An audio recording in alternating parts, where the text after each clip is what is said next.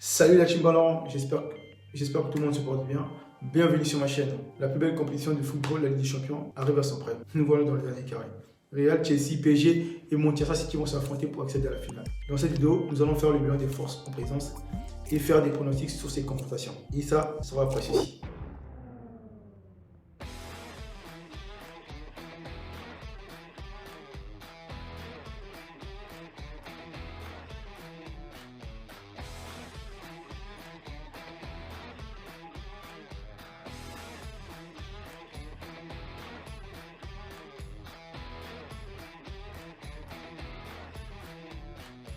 Un temps en suspense, les demi-finales de Ligue des Champions se tiendront bien, malgré la présence des ex-membres de la Super League.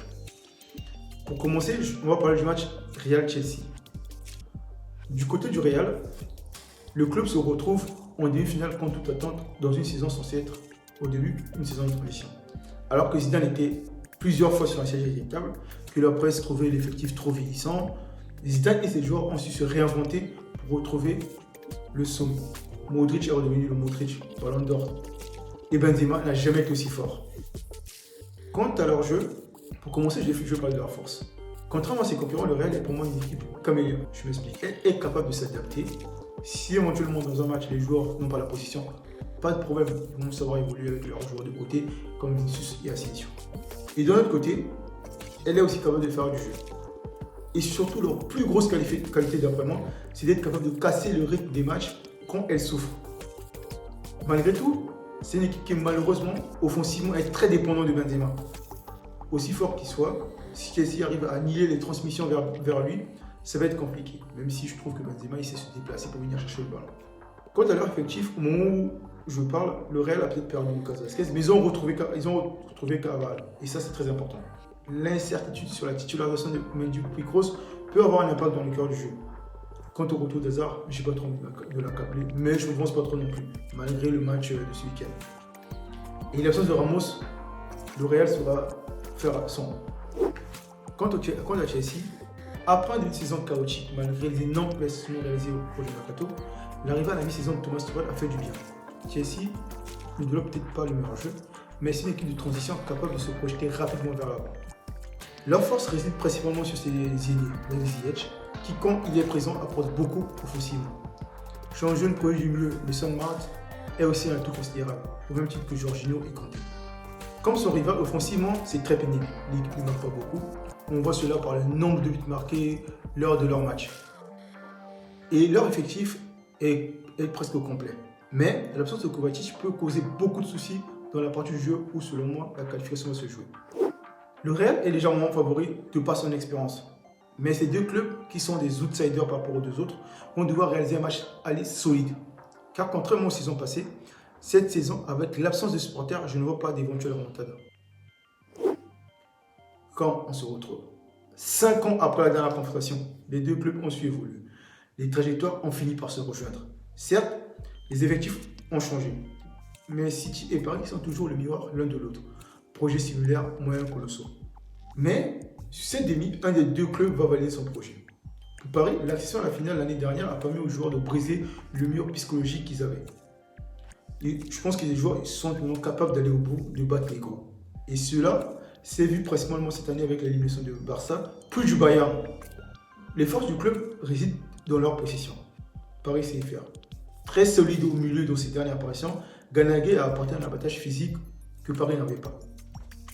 Et avec le retour de Verratti, s'il joue, parce que je ne sais pas s'il va jouer, les attaquants de Paris pourront se régaler, notamment Mbappé. Et que dire de Neymar, le facteur X. Pour ma part, s'il est au top, Paris pourra sortir les leçons de ce match-là.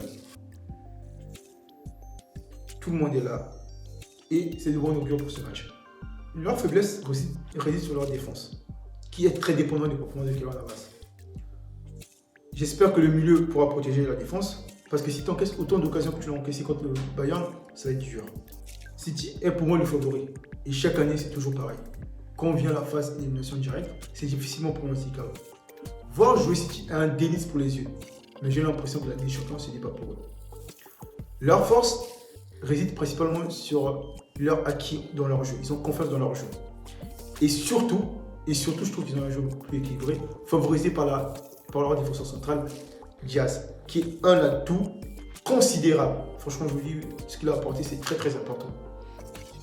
Quant à leur faiblesse, ils n'ont pas vraiment d'évoluer dans le jeu. Moi, ce qui me fait peur, c'est que Guardiola, quand les moments arrivent, il a tendance à inventer les chemins de jeu. Et l'absence de neuf dans leur effectif me laisse un peu perplexe. Quand ce Paris qui est très clinique, City doit faire beaucoup plus. Et le choix de mettre un neuf peut apporter un danger supplémentaire sur les 8 parisiens. Au moment où je vous parle, je ne sais toujours pas si Kevin De Bruyne va jouer. Je pense que vous le savez, donc quand vous allez voir cette vidéo. Mais s'il ne joue pas, ça peut avoir un impact sur le jeu, dans le jeu. Mais je ne vais pas avancer sur sa titularisation. Comme je ne sais pas trop s'il va jouer, je préfère ne pas en parler. Mais je me dis que si De Bruyne joue, cela peut avoir un impact sur le jeu de City et sur ce match. Mais malgré tout, qu'il soit là ou pas, je trouve que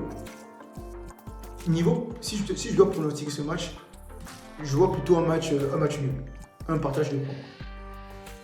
Moi, je pense que entre City et Paris, tout va se jouer certainement au match retour. Même si je pense que pour avoir un match retour, il faut que les deux équipes sachent défendre. Parce que City, ils ont gagné avec l'arrivée de Diaz et ils sachent attaquer. De ce côté-là, City, j'ai pas trop peur, et Paris non plus, parce que je trouve que Mbappé en ce moment, voilà quoi, il est aussi fort. Je suis arrivé à la fin de ma vidéo, donc vous allez voir un peu mon récap de pronostic avec éventuellement une victoire du Real Madrid. Mais bon, c'est un peu partagé entre Real et Chelsea. Et de l'autre côté, je trouve que c'est aussi partagé entre City et Paris. Que j'ai plus pronostiqué un match nul pour ce match. J'espère que vous avez aimé la vidéo. Pensez à vous abonner, à liker la vidéo, surtout la famille, à mettre des commentaires. Mettez-moi tout ce que vous voulez. J'ai vraiment hâte de lire parce que l'idée, c'est que j'évolue dans la manière de produire mes vidéos. J'évolue dans le contenu que je vous propose. Donc, ça serait bien de savoir ce que vous avez aimé ou pas.